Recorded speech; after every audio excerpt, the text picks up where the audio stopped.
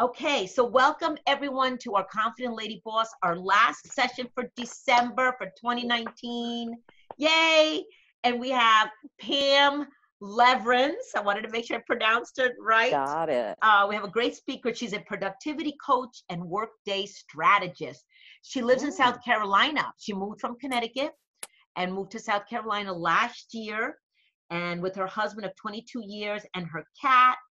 And she is the proud mother of 5 wonderful grown children, grandma to 6. What? Yeah, right. Yes. And wife to a man who supports all her dreams. And one of 7 children that grew up in the Waltons era. I love the Waltons era.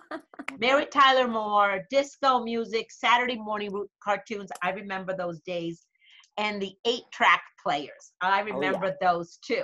Oh, okay. Yeah. So before I go into more about what she does, I'll have each of us introduce yourselves so that Pam gets an idea of who you are, and just your name, where are you located, and real brief what you do. So why don't we start with, let's see, Marianne has joined us too. Hi, Marianne. Hi, how are you? Welcome. We're just starting the introductions. Great. Awesome. And if you'd like to see us or we'd like to see you, feel free. There you are. Hello. All right, Marianne. Okay, so we're just starting the introductions. Your name, where you're located, and a little bit about what you do. And then I'll introduce Pam in more information. Okay, why don't we start with Janet? Hi, everybody. I'm Janet. I live in Milford, Connecticut. I'm a Midwest girl. I grew up in Central Illinois, Champaign, Illinois, and I met my husband, moved out here 15 years ago.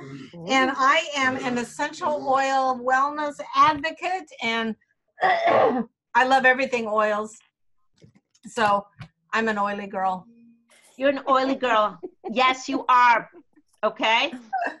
Good. Awesome. Well, welcome again to our show. Lachelle. Hi, everybody. I'm Lachelle, America's Supermom. I live in Georgia. My husband and I have 15 children, and I have overcome depression and anxiety. So now I help empower women through coaching to transform their mindsets and limiting beliefs. Wonderful. Yes, very good. Thank you, Lachelle. Marianne, do you want to go? Sounds good. Okay, Marianne. Hi, everyone. I'm Marianne Croce, and I live in Trumbull, Connecticut. I am a leadership speaker and coach, and I help small business owners that are in the trades, particularly automotive shop owners, with that transformation from the doer to the owner. I help them teams, whether they're ready to build a team, want more accountability in the team that they have, or they're looking to develop leaders in their team. So I let people know that they are not broken, they don't need to be fixed, and they have everything that they need within them. You're capable of so much more. We just need to tap into the leader within. Tap the leader Love within. it. Yes, Love it. because Nice. we all are leaders. Very good. Thank you, Marianne. Jessica, would you like to share some words with us, and so we all learn a little bit about you? Like type them in the chat, you mean? No, Jessica, we Hi. can hear you. Yes. Oh, yeah. Yes, sorry, it just took me a moment. Okay. Hi, I'm Jessica. I'm in freezing cold Edmonton, Alberta, and I'm a virtual assistant. You're a virtual assistant, Excellent. and you're in Alberta? Yes. Wow. So is it cold there? I'd say it's about 0 degrees out now, but average has been like minus 15-ish. Oh my God. Average is minus 15. Oh my Yes, God. We're just starting out. Wow. So how did you hear about our show tonight? I don't remember. I think I might have invited Jessica to come tonight. I had a few people that I reached out to. I think Jessica was on that list. Yeah. Awesome. Yes, it is. Okay, great. Well, welcome. Thank you so much, Pam, for inviting her. Well, so let me introduce myself before I introduce Pam. So I'm a freedom strategist, Life is Ideal, in Connecticut. And what I do is I help the 9-to-5 women exit their corporate job and find their passion, really create a career that they love and monetize it as well. So going into entrepreneurship, because I also help business owners, solopreneurs to up level their business and overcome their limiting beliefs that affect their business. So really helping them to improve their relationship with money so that they can be successful in their business and really create an impact in their business and really create financial success. So I work with solopreneurs and business owners to really grow their business and generate revenue, generate clients, but it's really coming from a place of loving what you do and being free. And, let's not waste our life being stuck and unfulfilled with no joy and overwhelmed and burnt out with not having direction. And so that's a little bit about me. But I want to introduce Pam Lewerenz, who is from... There's more? There's more, yes. I just wanted to share a little bit, and you could tell the group more about what you do. But tonight, it's really about planning like a pro for the new year. And she's a productivity and work day strategist, and she works with success-driven solopreneurs to take them from overwhelmed and burnt out.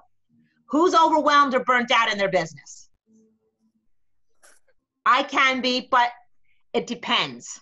Okay. Depends on the day. Yep. Depends on the day. So what she does is she takes the overwhelmed and burnt out to organized and thriving. She's your guide to help you break through all those brick walls. That's what she calls herself, a brick wall coach. Areas that keep you chained to your business. And together, we create a focused, organized blueprint for you that won't leave you exhausted and discouraged at the end of each day. It is Pam's mission to get you to that idyllic place and to support you in staying there. Each client experience is highly customized based on where you're currently at and where you would like to get to. So tonight she's going to go through steps, designing your goals, including focusing on success, your ideal client, profit planning, products and services, sales and marketing. And she's going to go a deeper dive into these sections, giving you real life examples and common questions to ask yourself when creating your plan.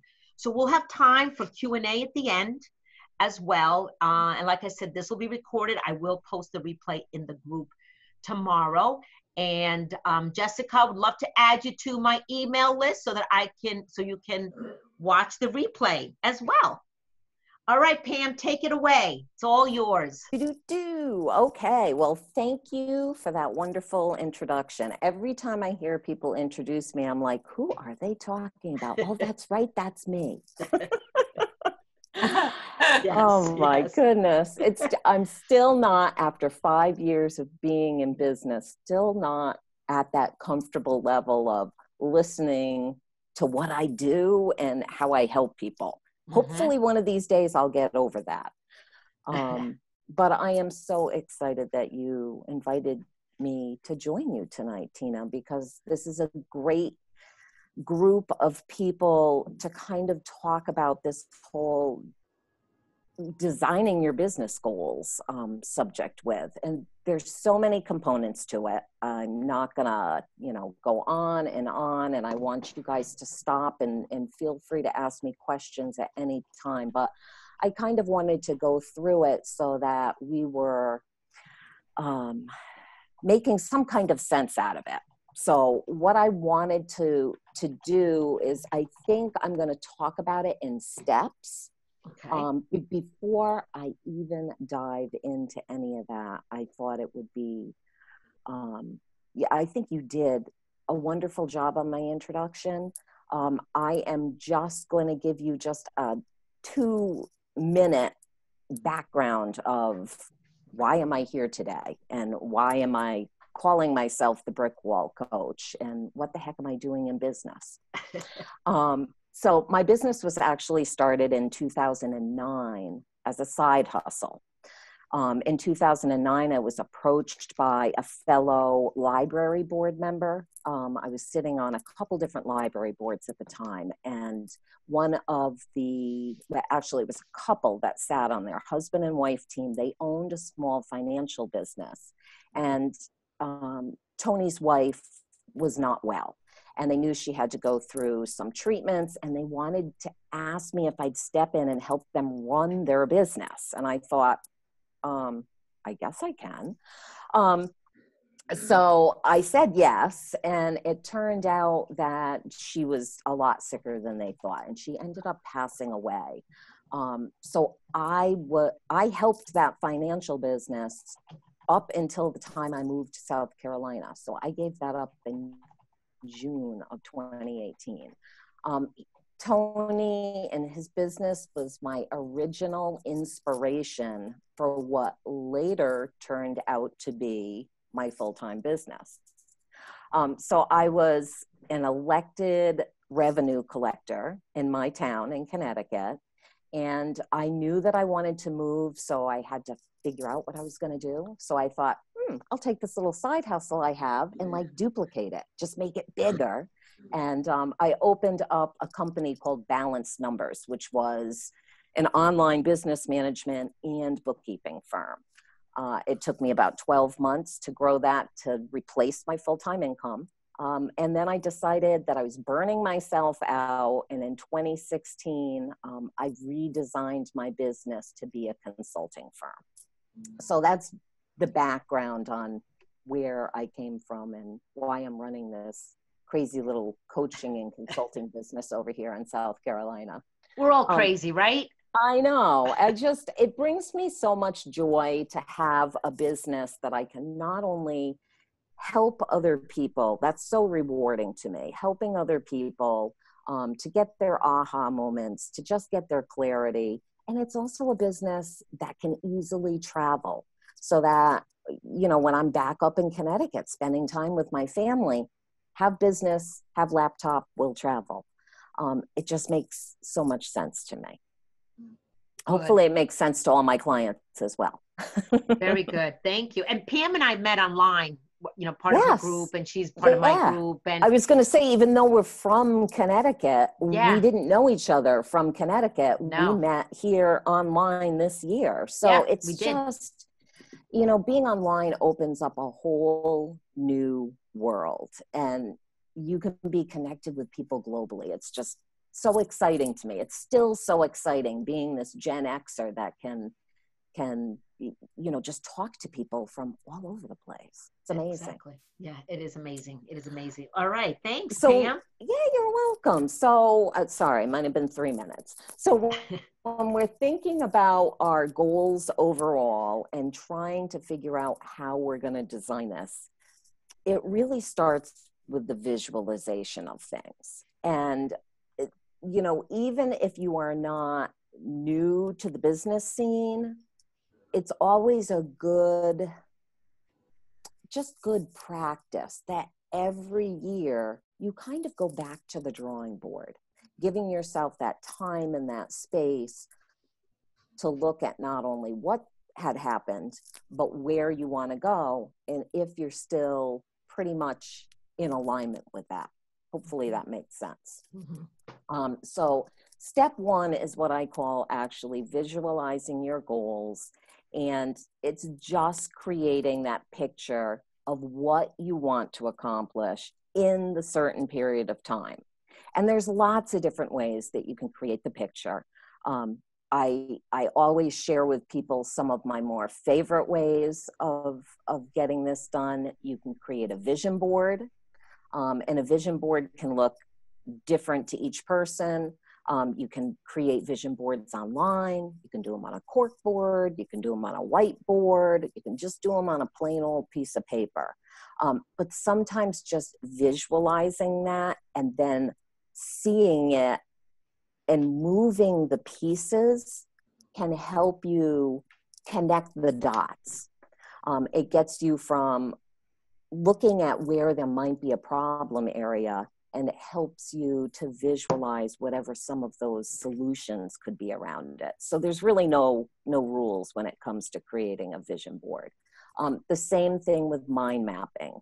I think it's a really important piece, especially when you feel like you're stagnant in your business, or there's a lot of different goals on your list and you're not sure which way to go with them, that just mapping that out Again, you can mind map.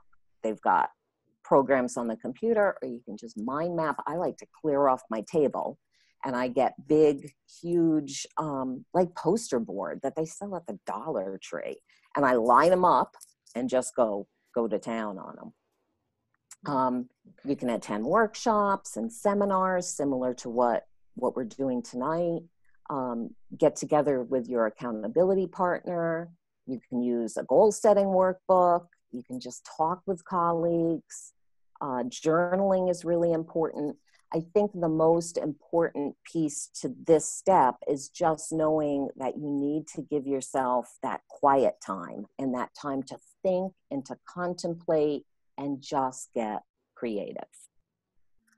Step 2 is really revisiting and knowing who your ideal client is.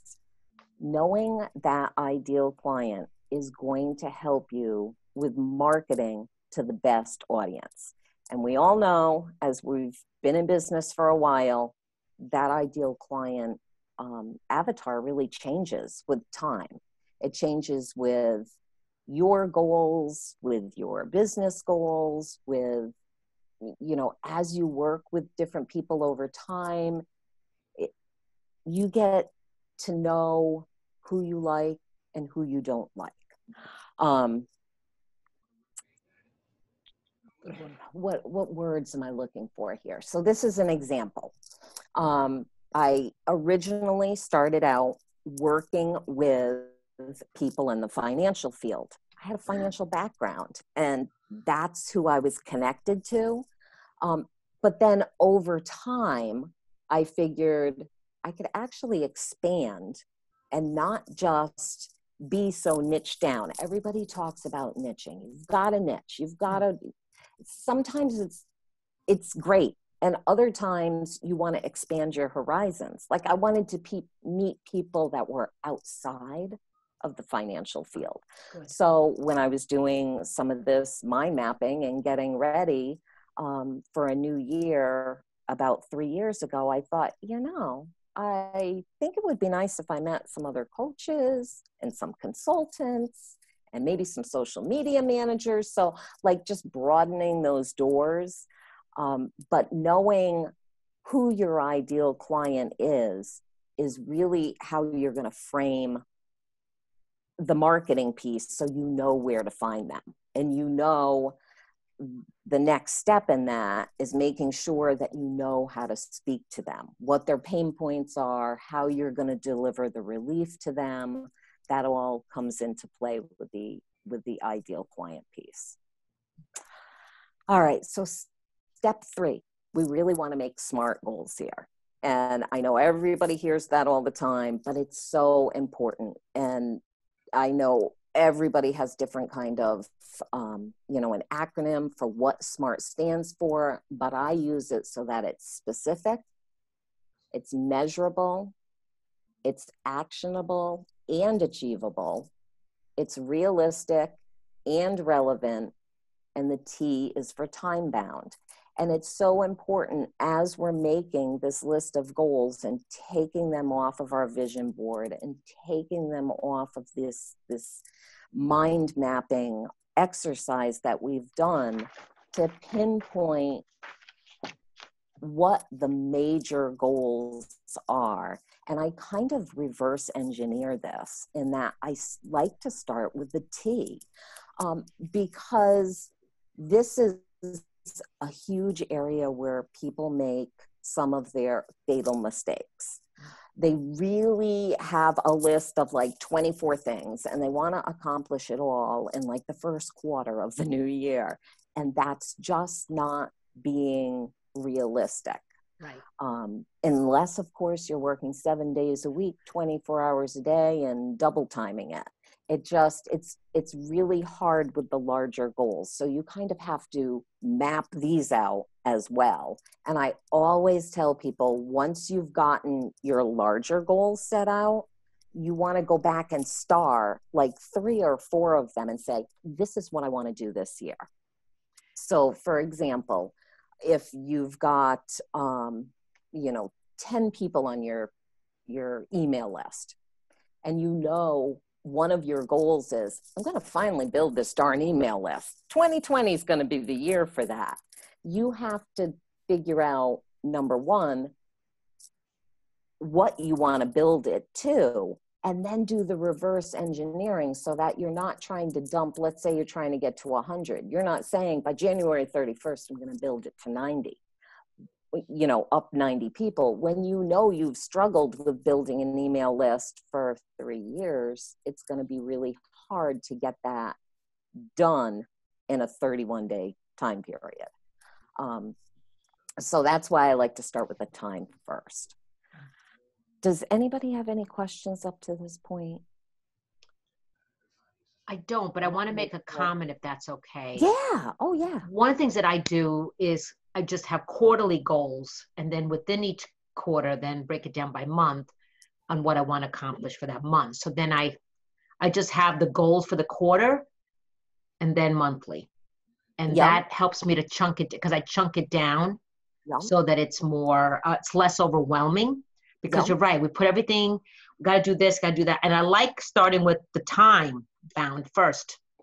I have tried it so many different ways, and I think the time, using that T first, just kind of brings it all into reality. Okay. So what I generally do with goals is you're picking like 4 or 5 major goals you want to accomplish by the end of the year. From there, you divide it into the quarters. Then from there, you divide each of those quarters into the 3 months. And then from those 3 months, you're dividing it into, here are your weekly steps.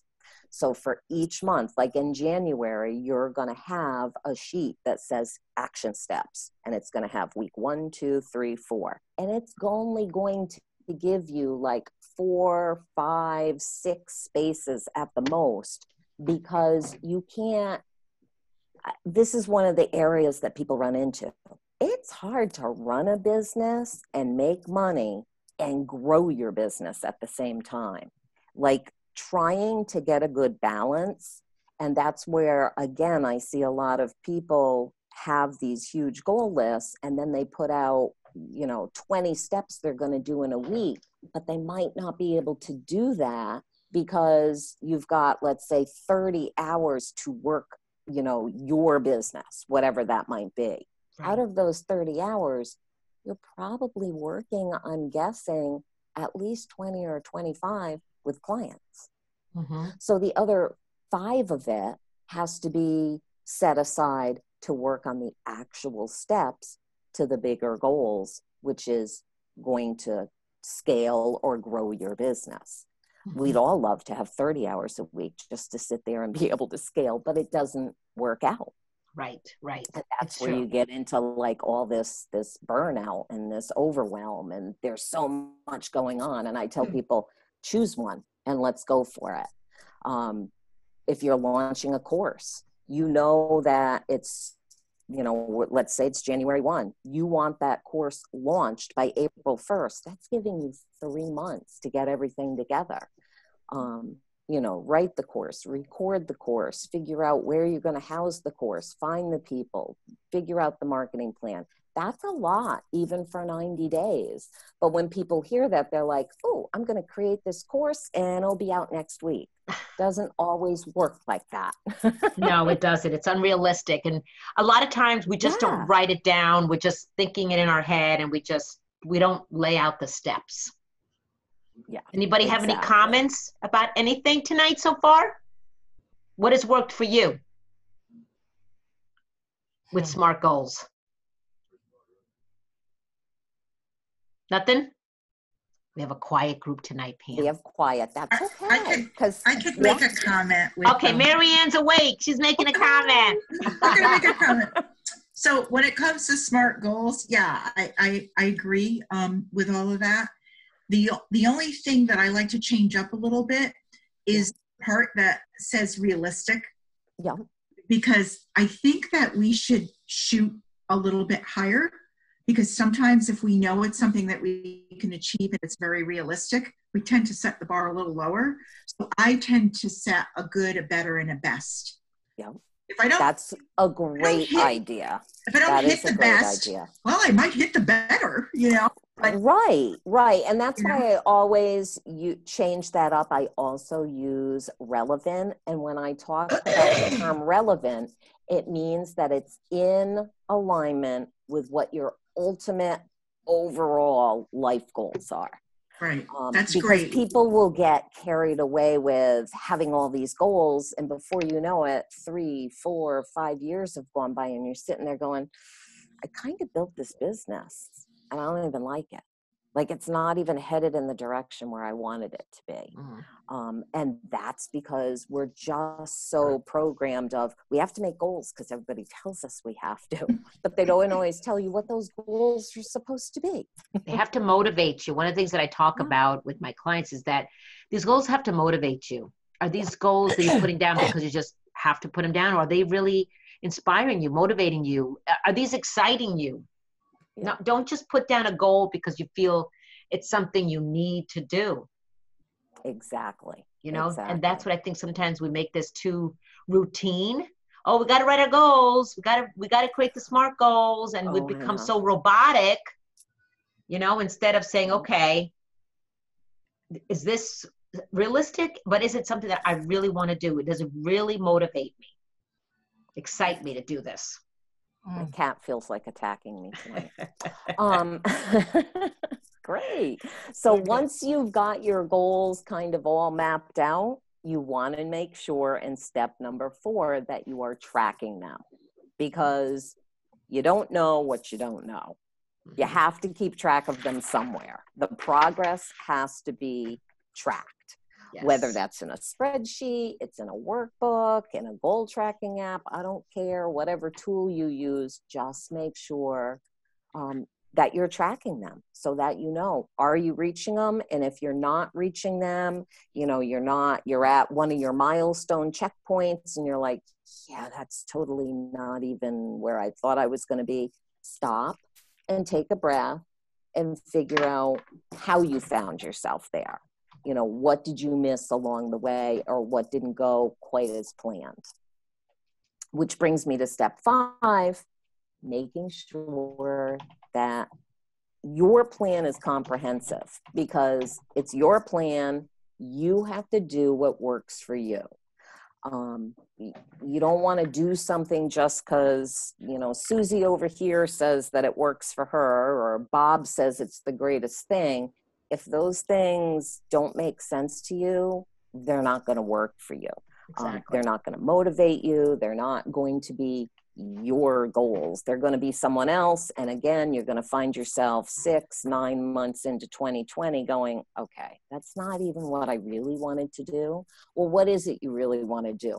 Go back to the mind map, pull off a couple things that were on there.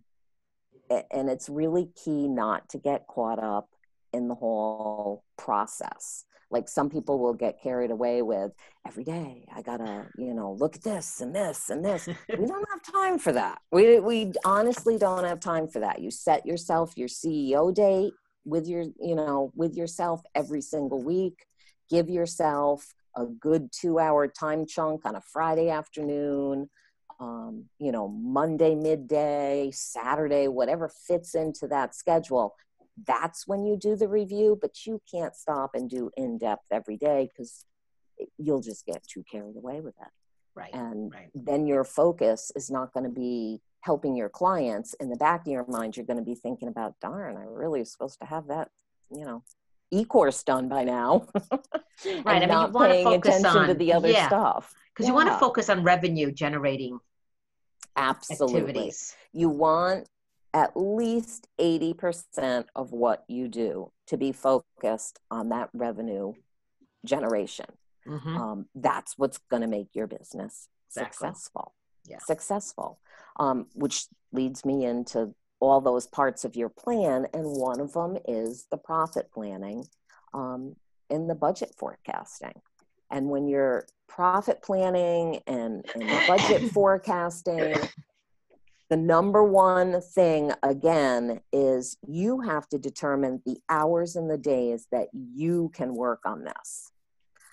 Not guessing what it's going to be, not saying, well, this week I'm going to work 10, but next week I'll have 20, and it fluctuates all the time. You have to have some kind of norm. You have to pick something that's going to be there. So if it's between 10 and 20, then pick 15 and go with that. And the reason you have to do that is because once you determine the hours and days you're going to work, that's what helps you determine, or a piece of what's going to determine what your annual income is going to be.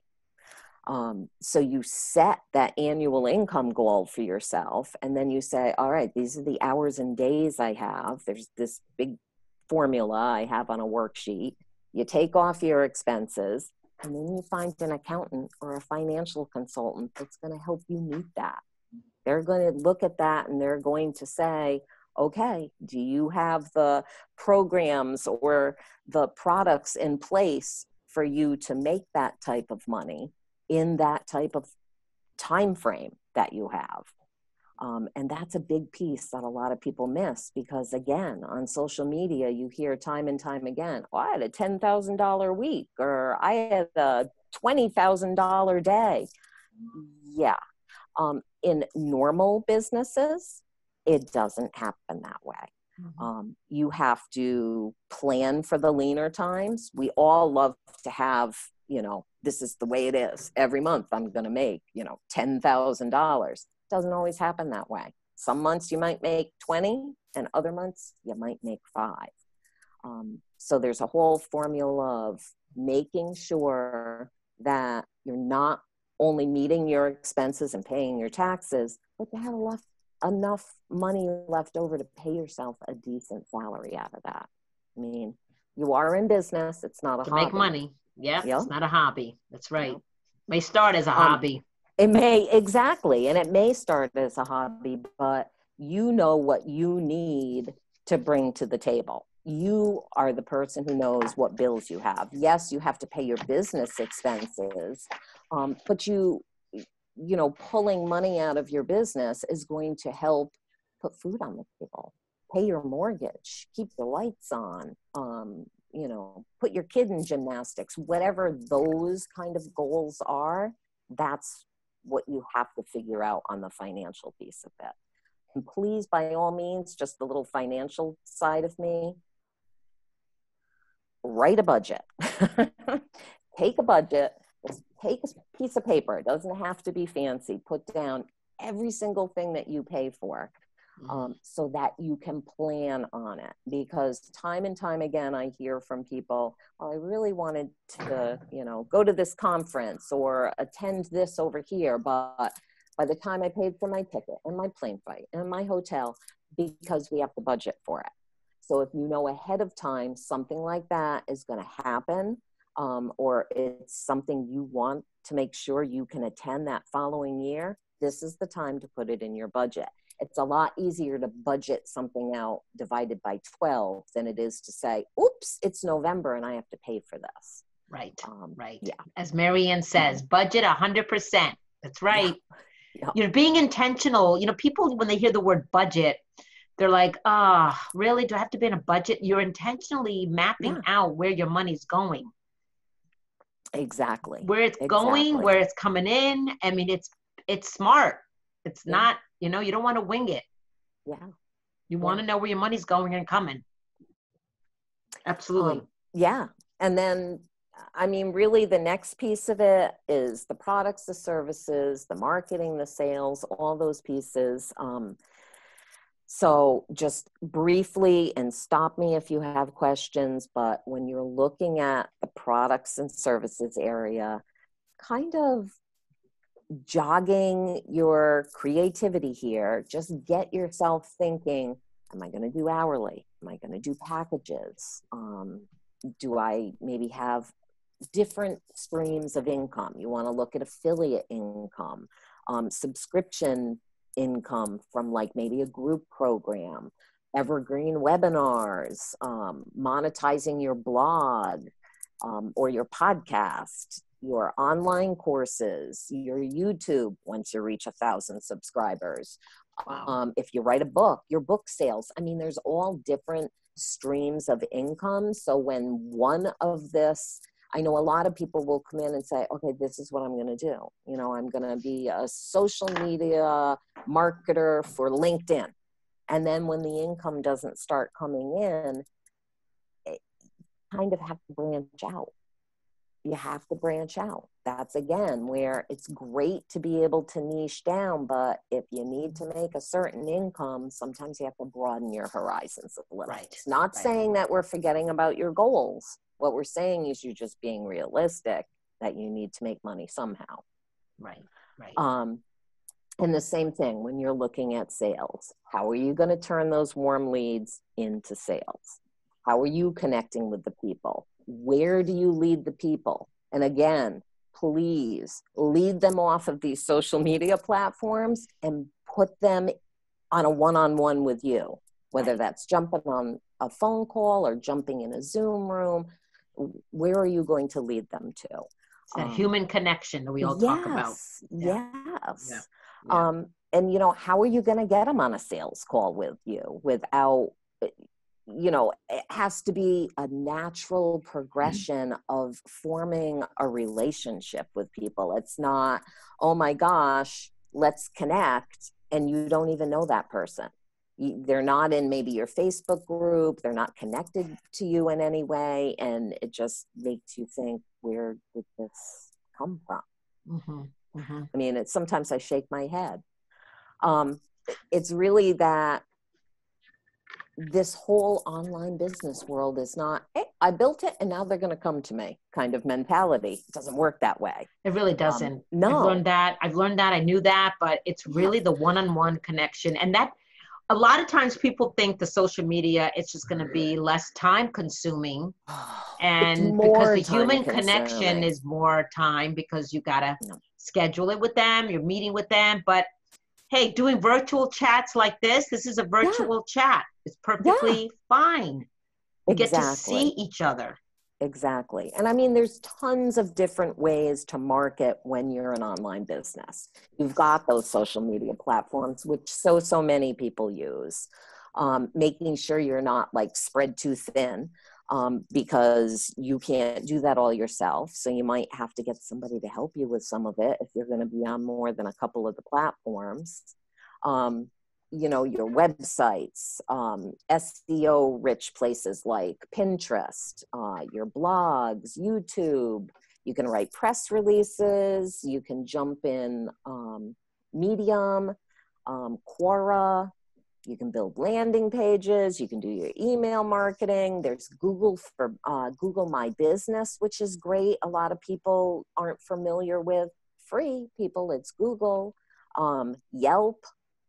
Doing collaborations like we're doing tonight, reaching out and doing podcast interviews, speaking engagements, whether that's, you know, at a conference or if it's going into somebody's Facebook group. It doesn't matter. There are a ton of different ways to market yourself as well.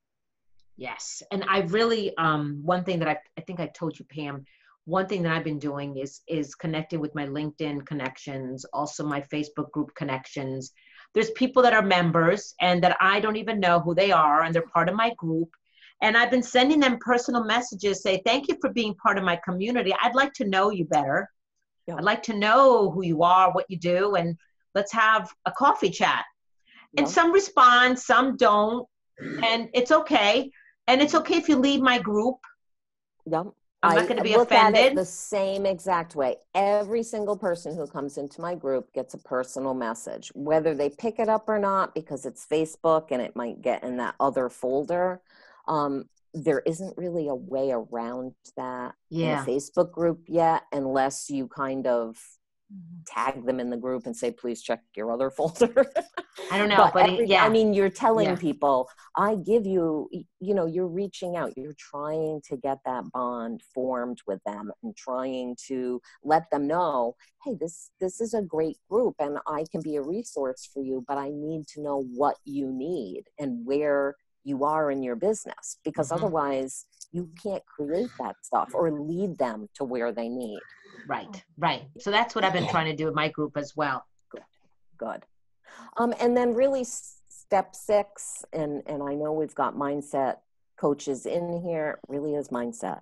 Yes. And stuff that works for me. I do my daily affirmations, you know, set aside time so that I'm just, lately I have been doing my gratitude in the morning, and my husband and I are doing it together at night, sharing different struggles or issues or problems just with other people, colleagues or business besties or your accountability partner, whatever you have, and always reviewing the takeaways. You know, what was good, what wasn't so good, but I can turn it into a learning lesson. What am I going to change so I can keep on moving forward? I mean, that's what it's all about. Right. And step 7 kind of goes hand in hand with that, but in another sense, reaching out even more and not being afraid to ask for help. I know when I jump on calls with people all the time, they're like, yeah, you know, I meant to call you like 6 months ago, but I was embarrassed, or I thought you were going to be too expensive, or I mean, all these things. And it's so, sometimes it's really hard. And I mean, I look at it like, what's the worst that can happen? Somebody's going to say no if you ask for help. Right.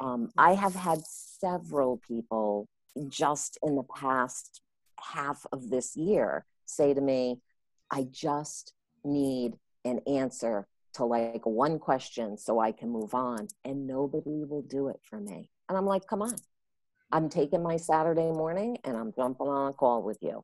And I don't ask for anything in return. I just remember how it felt for me coming into the online space and not having the answers that I needed. It was frustrating. I cried. I tore my hair out. I probably wanted to throw my computer out the window more than a few times. And thankfully, I had like my husband right there to talk me down, and I would jump on the call with some of my friends and other colleagues as time went on. But sometimes it's really hard to ask for help, to work with a coach, to join a mastermind, even to take a course or come to a webinar. And you can always do just reading and just keep learning along the way, but don't ever hesitate to ask for help, because the worst that can happen is the person will say no and you can move on to the next one. Right. I mean, And there's people are willing somebody to out help. there. There are many people I've noticed that are willing to help. You just have to be in the right place and in the right space. Right, right. And yeah, and not feel like it's compete, like women sometimes may feel like they're competing against each other instead of helping. So it's really, you know, let's collaborate. Let's help each other out. I hear that all the time. They're like, well, why would you do that for me? Because I do like this thing on my business page where I put a business in the spotlight. Okay. All you have to do is ask, and your business goes in the spotlight for the entire week. I do up your little promo. You go on my newsletter. I don't ask for anything in return. Absolutely nothing. It's what I'm doing. If I can gain you a little bit of visibility through my Facebook page and my email list, even if it puts a new set of eyes on your stuff, I'll gladly do it, because I know that somewhere down the road, eventually someone would say to me, I'm going to do this for you. There's been so many ways that I've even tried this year to do collaborations. And in the beginning, it was always like, well, yeah, but what do I have to do for you? Well, why would you do that for me? Why? And I'm like, because I'm nice. Because I like to do things for people. Like, that is the biggest reason why I love this business and why I originally built my business, because I wanted to marry this love that I had for volunteering and helping other people with, gee, I still have to make money because I have bills to pay too. Let's just do the two so that I'm not, you know, on the library boards and in the Lions Club and the PTO and all the things that I did for years. And now my kids are older. I still want to help people. Right. I'm doing it in a different way. I've brought it into the online space. And I think it's hard for people to recognize that because they always think of it as a competition. And it isn't. There's plenty of productivity coaches out there. The reason you would pick me is because, like my website says, I have over 3 decades of experience. I've got this, I've got that. The bottom line is, do you like how I speak to you? Do you like how we work together? Do you like what I have to offer you? If the answer is yes, then I'm your gal. Right. If it isn't, you can go to someone else. And it goes to your mindset, because if you're coming from scarcity and you just feel that there's so many coaches out there, because there's a lot of coaches out there. But what makes you different? Marianne's a coach. I'm a coach. Lachelle's a coach. All different. Janet is in the essential oils. There's so many companies out there in essential oils.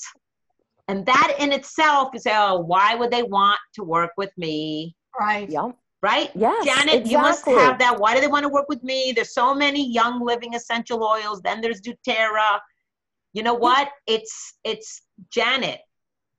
Yes. How different are you? That's what I say. It's you. You're unique. There's only one Pamela, and only one Pamela, me, can give you productivity coaching the way that I do.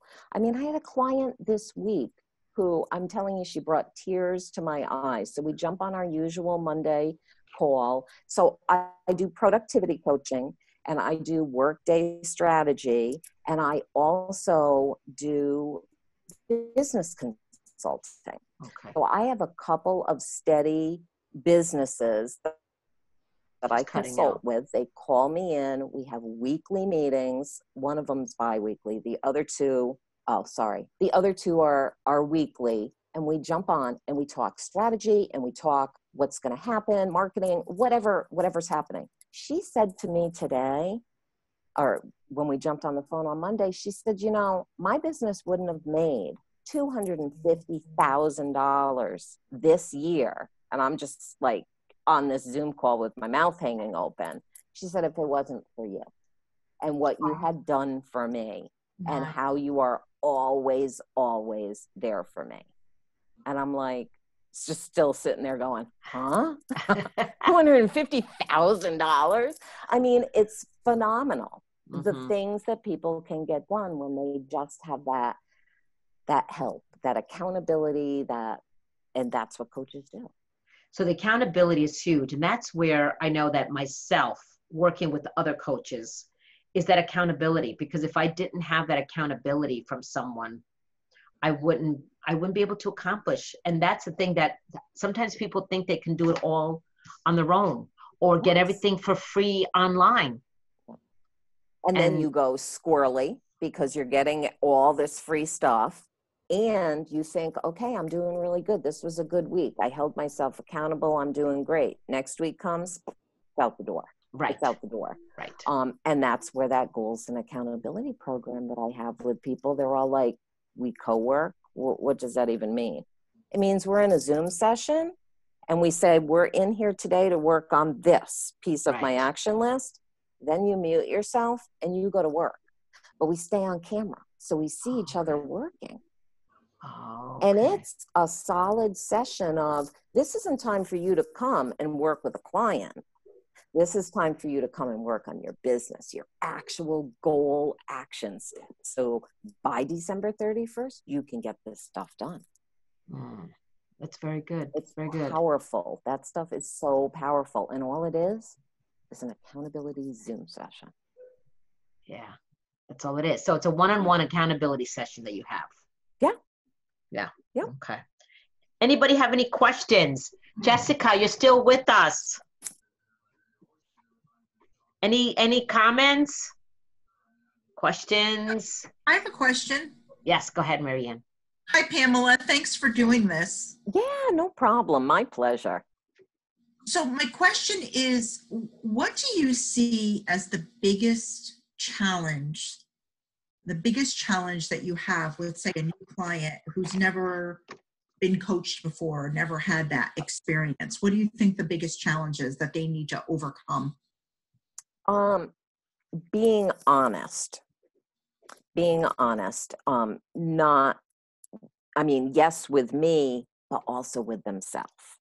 Because as you start to dig down, as you know, it's kind of like peeling back an onion. There's a lot of layers under there, and it all leads back to something. And it could look different for everyone, but I think that's the hardest part. I mean, when I first started, I had a business coach. I had to go and get a life coach. I had some issues going on, and they were like, money mindset and all this stuff. And I'm like, whoa, man, I thought I was like way over that 30 years ago. Apparently not. So, I mean, I had to work with this mindset coach, this life coach for like 6 months. Yeah, that's the first thing I focus on is mindset. That's because it's so important. It begins there. It's so important. It does. It does. Very good. Great question, Mary Ann. Janet, Jessica, any questions? I'm good. Just taking it all in. Good. How about you, Jessica?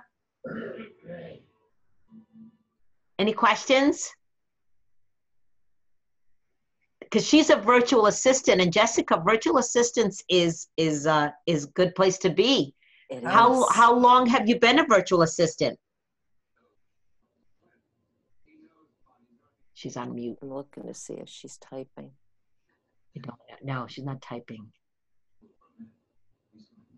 Yeah, she's I don't know if she hears. Well, she should be hearing us because she's muted as well as video. Could be like my daughter. My daughter had this online class thing. Instead of going to actual school, the professor decided they were going to do an online conference, but it wasn't online. It was just on a telephone conference is what it was. So she said she put it on speaker, but she put it on mute because I mean, it was dinner time. She was giving her kids a bath. She had all this stuff going on. And the professor said afterwards, "Oh, Amanda, you checked in, but you didn't really contribute during the thing." And she said, "Well, did you want to hear my kids taking a bubble bath?" I mean, I was like, she was multitasking, but she was multitasking. Like that's what happened. Dad had to work overtime and I got stuck doing it all. Oh my God. I just saw a message from Jessica. Did she? I'm driving. I've been she's driving. Okay. Yeah. Just under a year now, no questions. Perfect. I wanted to make a comment. Jessica brought up a good thing here for the solopreneurs or people that are, even the people that I help, a lot of them start out as, they're the one person. And for me, I know that first hire was really hard, like not knowing if you're ready, if you're not ready, all of the things, Pamela, that you were talking about that you feel overwhelmed with. Yeah. And I think a VA or someone who works virtually or even someone who works part-time where you don't have to start, because the biggest thing that I would come across is a client would say, "I don't know if I have enough of work for someone for 40 hours.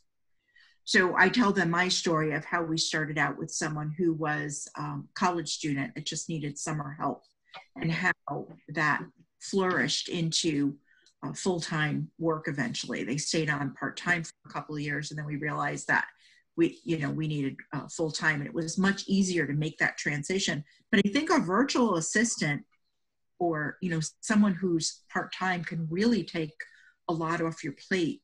To Pamela's point, with all of the things that you very with.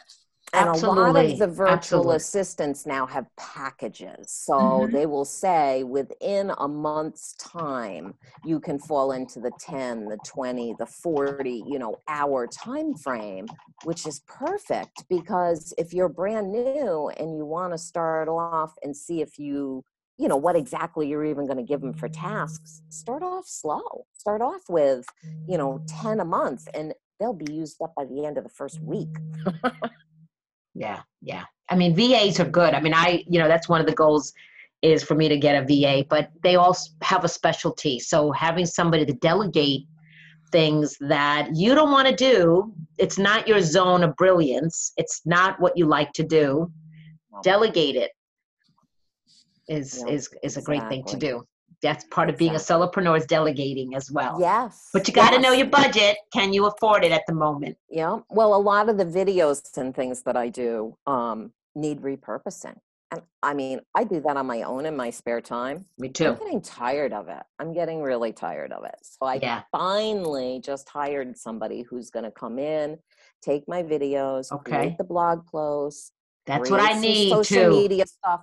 She has been phenomenal. It's her first month. She's just started. And I'm telling you, I'm already like, whew, I feel like a giant weight off my shoulders. Like, now I don't have to squeeze that into a Saturday afternoon and try to finish before my husband gets home from work. Because that's a project that I've thought of. I have all these videos that I'd like to create blog posts for.